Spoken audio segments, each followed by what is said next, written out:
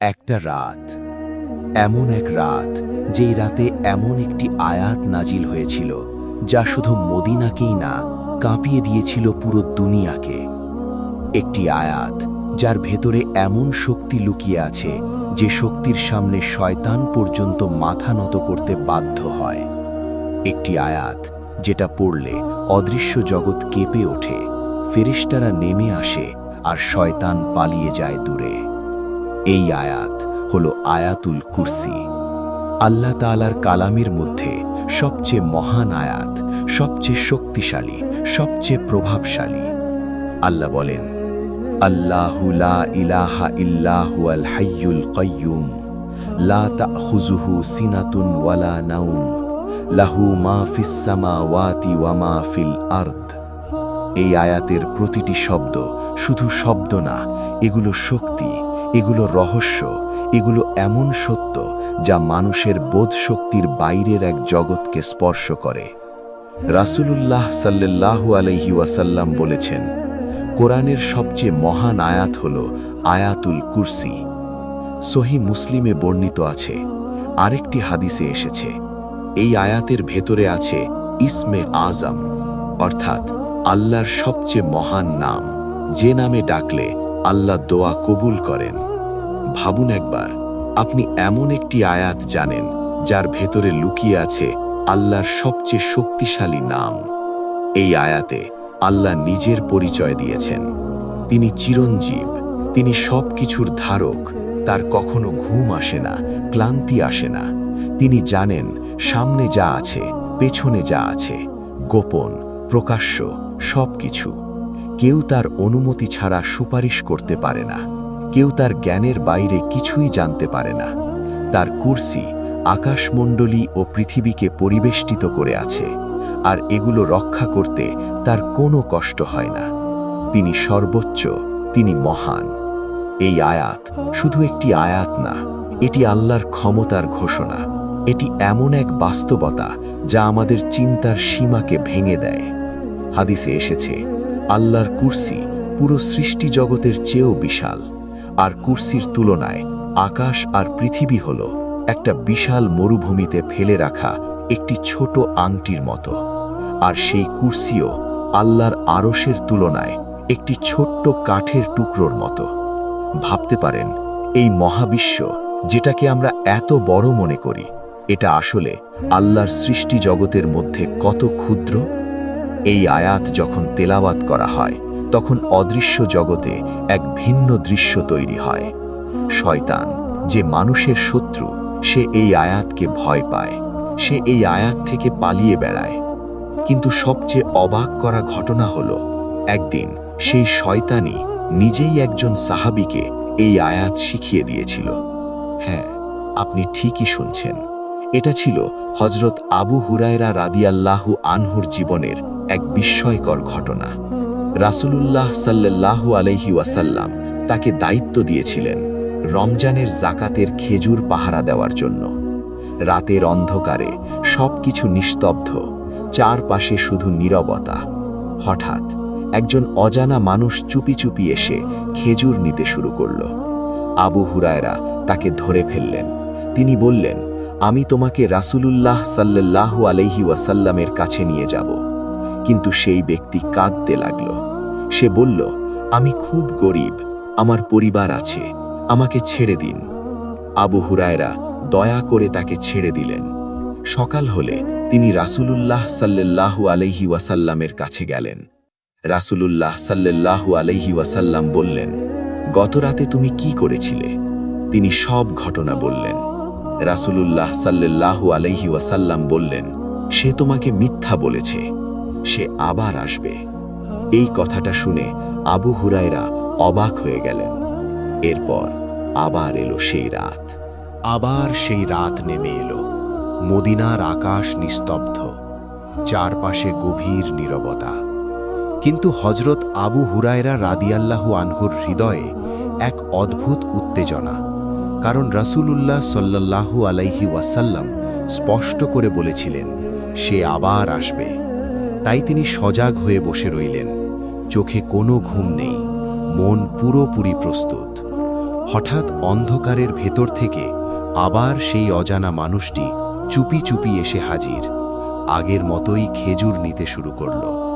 এবার আর দেরি করেননি। আবু হুরায়রা রাদিয়াল্লাহু আনহু দ্রুত গিয়ে তাকে শক্ত করে ধরে ফেললেন এবং দৃঢ় কণ্ঠে বললেন, আজ আর কোনো অজুহাত চলবে না। তোমাকে অবশ্যই রাসূলুল্লাহ সাল্লাল্লাহু আলাইহি ওয়াসাল্লামের কাছে নিয়ে যাব। তখন সেই ব্যক্তি আবার কাঁদতে শুরু করল। তার কণ্ঠে ভয় আর অসহায়তা স্পষ্ট। সে বলল, আমাকে ছেড়ে দিন, আমি খুব গরিব, আমার পরিবার না খেয়ে আছে। আবু হুরায়রা রাদিয়াল্লাহু আনহু কিছুক্ষণ চুপ করে রইলেন। তার হৃদয়ে দয়া জাগল, তাই আবারও তাকে ছেড়ে দিলেন। সকালে তিনি রাসূলুল্লাহ সাল্লাল্লাহু আলাইহি ওয়াসাল্লামের কাছে গেলেন। নবীজি মুচকি হেসে জিজ্ঞেস করলেন, তোমার বন্দী কি করল? তিনি সব ঘটনা খুলে বললেন। তখন রাসূলুল্লাহ সাল্লাল্লাহু আলাইহি ওয়াসাল্লাম বললেন, সে তোমাকে মিথ্যা বলেছে, সে আবার আসবে। এবার আবু হুরায়রা রাদিয়াল্লাহু আনহু বুঝতে পারলেন যে এই ঘটনার পেছনে গভীর রহস্য আছে। এরপর তৃতীয় রাত এলো। রাতটি যেন আরও গভীর, আরও রহস্যময়। তিনি সম্পূর্ণ প্রস্তুত। এবার তিনি সিদ্ধান্ত নিয়েছেন কোনোভাবেই তাকে ছাড়বেন না। কিছুক্ষণ পর আবার সেই ছায়ামূর্তি এসে হাজির হল এবং আগের মতোই খেজুর নিতে শুরু করল। তিনি সাথে সাথে গিয়ে তাকে ধরে ফেললেন এবং শক্ত কণ্ঠে বললেন, আজ আর কোনো অজুহাত চলবে না। তোমাকে আমি অবশ্যই রাসূলুল্লাহ সাল্লাল্লাহু আলাইহি ওয়াসাল্লামের কাছে নিয়ে যাব। তখন সেই ব্যক্তি ভিন্নভাবে কথা বলল। সে বলল, তুমি যদি আমাকে ছেড়ে দাও, আমি তোমাকে এমন একটি কথা শিখাবো যা তোমার জন্য অনেক উপকারী হবে। আবু হুরায়রা রাদিয়াল্লাহু আনহু থেমে গেলেন। তার মনে কৌতূহল জাগল। তিনি বললেন, বলো, কি সেই কথা? তখন সে বলল, যখন তুমি ঘুমাতে যাবে তখন আয়াতুল কুরসি পড়বে, আল্লাহু লা ইলাহা ইল্লা হুয়াল হাইয়ুল কাইয়ুম। সে বলতে থাকল, যদি তুমি এই আয়াত পড়ে ঘুমাও তাহলে আল্লাহ তোমার জন্য একজন ফেরেশতা নিযুক্ত করবেন। সেই ফেরেশতা তোমাকে সকাল পর্যন্ত পাহারা দেবে এবং কোনো শয়তান তোমার কাছে আসতে পারবে না। এই কথা শুনে আবু হুরায়রা রাদিয়াল্লাহু আনহু বিস্মিত হয়ে গেলেন, কারণ এটি ছিল এক অসাধারণ শিক্ষা। তাই তিনি তাকে ছেড়ে দিলেন। সকালে তিনি দ্রুত রাসূলুল্লাহ সাল্লাল্লাহু আলাইহি ওয়াসাল্লামের কাছে গিয়ে সবকিছু খুলে বললেন। নবীজি মনোযোগ দিয়ে শুনলেন। তারপর বললেন, সে তোমাকে সত্য কথা বলেছে, যদিও সে বড় মিথ্যাবাদী। এরপর নবীজি জিজ্ঞেস করলেন, তুমি কি জানো সে কে ছিল? আবু হুরায়রা রাদিয়াল্লাহু আনহু বললেন, না। তখন রাসূলুল্লাহ সাল্লাল্লাহু আলাইহি ওয়াসাল্লাম বললেন, সে ছিল শয়তান।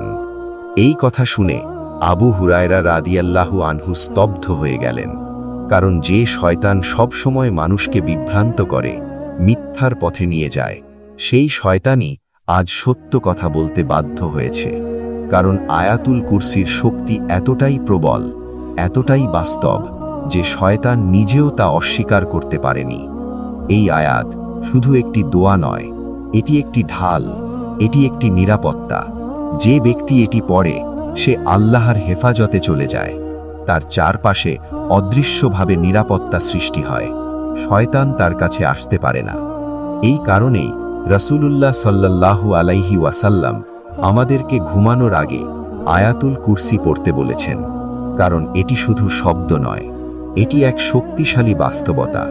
এটি আল্লাহর পক্ষ থেকে একটি সুরক্ষা যা মানুষের জীবনকে অদৃশ্য বিপদ থেকে রক্ষা করে।